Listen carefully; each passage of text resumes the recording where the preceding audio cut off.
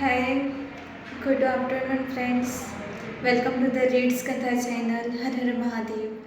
तो आज की मेरी जो कथा है उसका टाइटल है कि अ, तीरथ जी की सत्यनिष्ठा। तो कैसे तीरथ जी हमेशा सच बोलते थे, मैं आपको आज इस मेरी कथा से, मेरी स्टोरी से बताऊंगी। तो फिर चलो स्टार्ट करते हैं। Let's start it. तो पता है क्या कि तीरथ जी मतलब एक दिन ना उनका वैकेशन चल रहा था, या वैकेशन है कि संडे चल रहा था।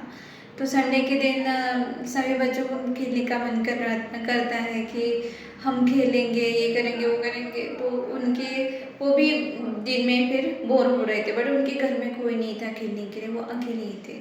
और उनको ना सोंगटे खेलने का मन कर रहा था। तो सोंगटे के लिए पता है कि 2 जनों की जोड़ी चाहिए होती है, तो एक से होता नहीं है वो। तो फिर क्या किया कि गंगाधर जी ने कहा कि अभी मेरे को तो खेलने का मन कर रहा है, बट मैं खेलूँगा कैसे। खेलने के लिए उन्होंने क्या किया, जो भी खाम होता है, खाम आपको पता होगा, एक तो आयरन का होता है, आयरन यानी कि लोहे का होता है, और नहीं तो फिर लकड़ी का भी होता है। बड़ा सा खाम होता है, एक ऐसा राउंड शेप में ऐसे खाम होता है।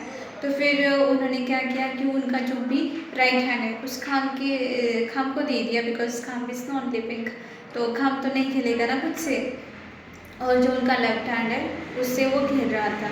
तो फिर क्या हुआ कि ऐसे खेलते खेलते खेलते खेलते क्या हुआ कि पहली बार हो गया, दूसरी बार हो गया, तीसरी बार हो गया, बाण गंगाधर तिलक जी क्या हो गया, हार गए। और फिर दूर दादी भी घर में ही थी, और दादी दूर से देखती है कि क्या हुआ, तू हार क्यों रहा है। तो फिर वो कहता है कि तुम्हें क्या है, मैं तो लेफ्ट हैंड से खेल रहा हूँ ना, और लेफ्ट हैंड से मुझे थोड़ा ना खेलना आता है, राइट हैंड तो मैंने खाम को दे दिया, तो मैं तो हारूंगा ही ना। तो फिर इससे यही सीख मिलती है कि उनको पता था कि मेरे को राइट हैंड से ही खेलना आता है, बट फिर भी उन्होंने राइट हैंड उनको खाम को दे दिया, और उन्होंने एक्सेप्ट भी किया। तो हाँ, हार गया तो हार गया, तो उसमें क्या ही है इतना।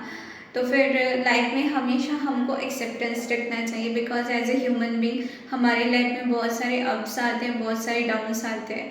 कभी कभी अच्छा होता है, कभी कभी बुरा होता है, कभी कभी हमसे बहुत गलत होता है, तो कभी कभी हमसे बहुत अच्छा होता है। तो ये अप्स एंड डाउन स्ट्रेस जो भी है वो हमारी लाइफ में कंटिन्यूसली चलती रहती है।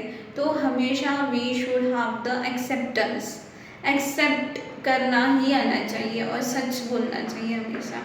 बिकॉज सभी को पता है कि बाण गंगाधर जी का जो भी योगदान रहा है हमारे स्वराज्य दिलाने के लिए, या फिर हमारे देश के लिए उनका जो भी कंट्रीब्यूशन रहा है, उनका पार्टिसिपेशन रहा है, वह सो अमेजिंग, वह so beautiful, mind blowing personality थी। सभी को पता है, अगर हमने इतिहास पढ़ा है, और इतिहास में सब कुछ मेंशन है उनके बारे में, ठीक है। और दूसरी स्टोरी मैं उन्हीं के बारे में बताना चाहूँगी कि मतलब समर्स के पेपर्स एग्ज़ाम हो गए थे, और एग्ज़ाम होने के बाद जो भी बच्चे थे जिनका फर्स्ट रैंक आया था, तो उनको क्या हो गया कि सम्मानित किया गया ऑन द स्टेज बुला के, कि कुछ ट्रॉफीज़ ले लो या कुछ गिफ्ट्स ले लो। तो उस टाइप का उनके स्कूल में भी था। तो फिर ऐसे ही सारे बच्चों की क्लासेस हो गए, और बारी है बाण गंगाधर तिलक जी के क्लास की। तो उस टाइम पे भी क्या हुआ कि अनाउंस किया टीचर ने उनका नाम कि please come on the stage and takes your trophy and takes your gift. तो फिर बाण गंगाधर तिलक जी स्टेज पर गए, और स्टेज पर जाते ही क्या हो गया, रोने लग गए। अब रोने लग गए तो फिर टीचर थे उस टाइम पे, टीचर को गुरुजी बोला करते थे। तो गुरुजी ने पूछा कि क्या हुआ बच्चा, क्यों रो रहे हो, क्या हुआ तिलक, तुम रो क्यों रहे हो। तो फिर उन्होंने कहा कि सर, इस जो भी आप मुझे सम्मानित कर रहे हो ना, जो भी आप मुझे गिफ्ट दे रहे हो, या फिर जो भी आप मेरे को ट्रॉफी दे रहे हो, तो इसका जो भी असली हकदार है वो मैं ही हूँ। बिकॉज मैंने सारे क्वेश्चन के आंसर लिखे थे, बट जो एक क्वेश्चन था उसका क्वेश्चन का आंसर मैंने मेरे दोस्त से पूछा था। तो इसलिए मुझे नहीं लगता कि इस जो भी ट्रॉफी का हकदार है, असली हकदार मैं हूँ। तो फिर टीचर बहुत ज़्यादा प्राउडफुली उस बच्चे को देख रहे थे, टिड़क जी को देख रहे थे, बहुत ज़्यादा रिकॉर्डफुली, और बहुत ज़्यादा अच्छा लग रहा था कि हाँ मेरे पढ़ाने का कहीं ना कहीं जाके क्या हो गया, फलित हो गया। मतलब लगता है ना टीचर को कि मेरी शिक्षा सफल हो गई मेरे बच्चे को पढ़ाने की, तो फिर मेरा काम सफल हो गया। तो उस टाइप का उनको बहुत बड़ा प्राउड फील हुआ कि उन्होंने कहा फिर कोई बात नहीं, तुम रो मत, बट ये जो तुमने सच बोला है, तो सच्चाई के लिए तुम ये ट्रॉफी ज़रूर डिज़र्व करते हो, और हमेशा ऐसे ही बने रहना, ऐसे ही आगे ग्रोथ करते रहना। तो फिर बिकॉज इस स्टोरी से हमें यही पता चलता है कि हम ही बच्चों में से कोई छत्रपति शिवाजी महाराज बन सकता है, कोई लोकमान्य तिलक बन सकता है, तो कोई महाराणा प्रताप बन सकता है, तो कोई कुछ भी बन सकता है। कोई लड़कियों में से इंदिरा गांधी बन सकती है, तो कोई महारानी लक्ष्मीबाई बन सकती है, तो कोई क्या बन सकती है, अहिल्याबाई बन सकती है, तो कोई मदर तेरेसा बन सकती है। और आज हमें सबको पता है कि लड़के भी किस स्टेज पे काम कर रहे हैं हमारे इंडिया में, या फिर बाहर देशों में भी देख सकते हो, या फिर लड़कियां भी हमें पता है कि कैसे ऑन द स्टेज काम कर रही है, कहाँ कहाँ जा रही है, किसी से कम नहीं हमारी लड़कियां भी।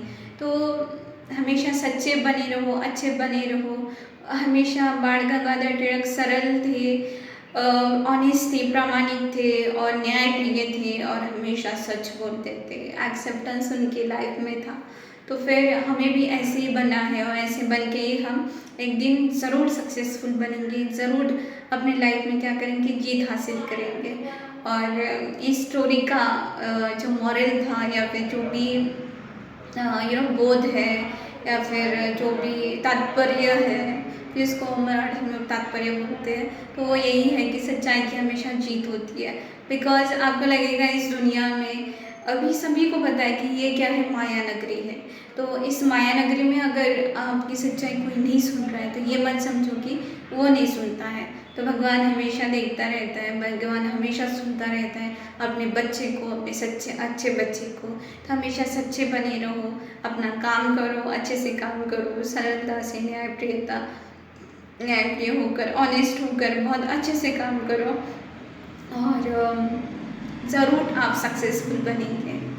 ये मेरी ऑल द बेस्ट है सभी को कि सच बोलो, बिकॉज जीत आप ही की होगी, इन द एंड आप ही की होगी।